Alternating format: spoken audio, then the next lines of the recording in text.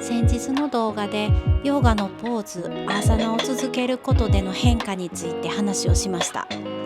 今回は一日の中でいつアーサナや瞑想をしているのかをお話ししようと思います。私の仕事は変則的で、朝から仕事の日もあれば夕方からの日などいろいろあります。それに合わせて変えているのですが、今回は朝8時に家を出て18時に帰宅するというパターンの日でお話しします。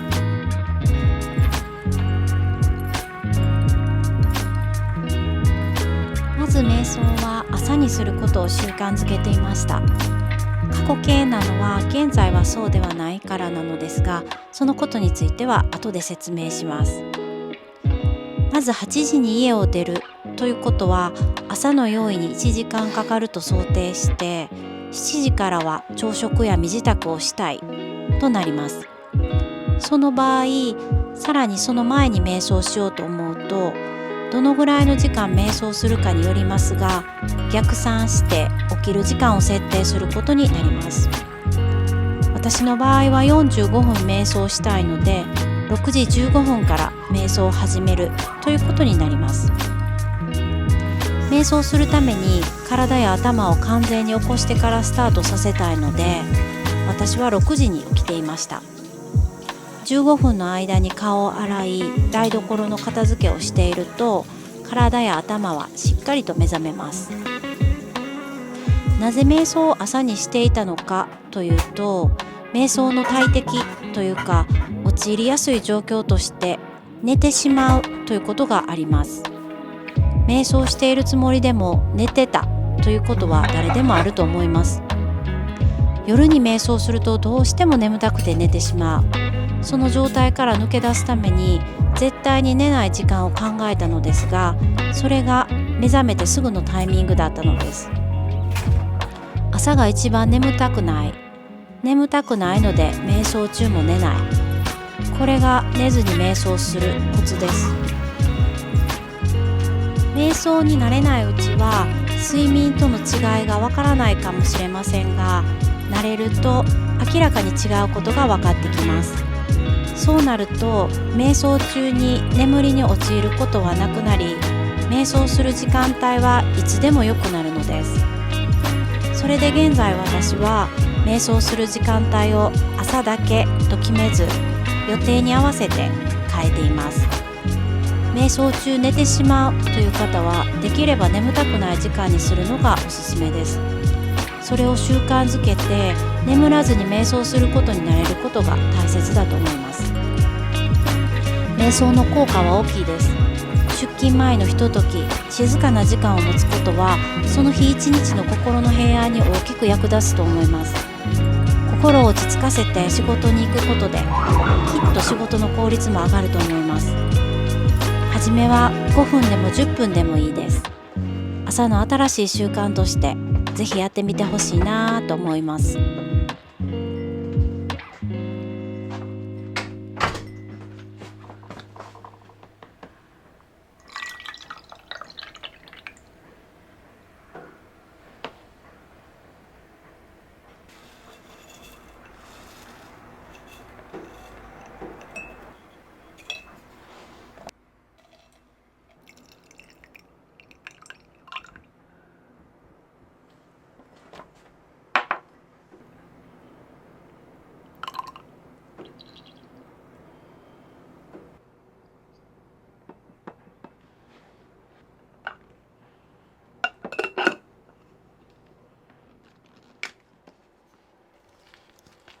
さて、次にアーサナです。ヨーガのポーズですね。アーサナは朝より夜にする方がやりやすいと思います。朝、特に起きてすぐは体が硬く動かしにくいからです。反対に夜は疲れはありますが、体は動かしやすくなっていると思います。そしてアーサナの後にはリラックス効果があるので、そのまま眠れたら一番いいのではないかと思うからです。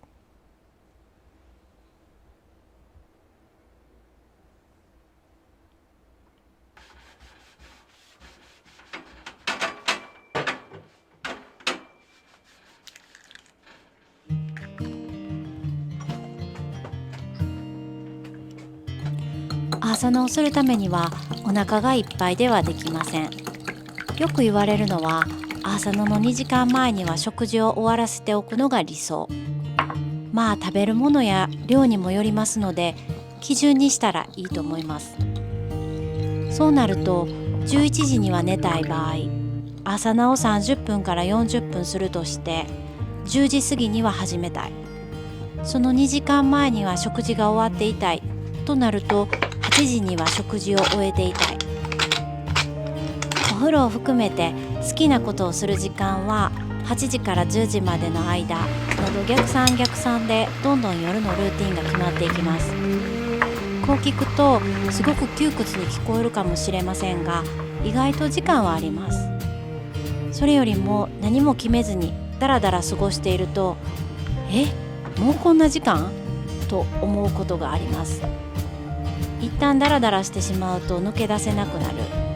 ということは誰でもありますよね。そういう日があってもいいのですが、習慣を身につけてしまうと窮屈さよりも